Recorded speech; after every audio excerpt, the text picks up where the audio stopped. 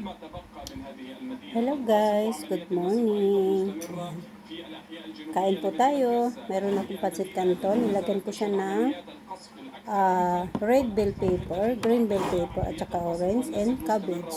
Kain po tayo. Sarap siya guys. هذه الأحياء الجنوبية والأحياء الشرقية قوات الاحتلال الإسرائيلي تركز استهدافها عليه. بكل هذا يجري التزامن مع استمرار هذه المجاعة التي لن Akala mo guys, hindi ko pwedeng magawa pancit canton yung noodles. Pwede pala. Sarap po. تجبر هذه الشاحنات في الوقوف في مناطق خطيرة، وبالتالي يتوجه السكان إلى هذه المناطق وتطلق عليهم قوات الاحتلال الإسرائيلي النار. Yung anghang guys, ang sarap. ولكن هذه الشاحنات sarap yun. Ito lang yung breakfast ko guys, wala nang iba.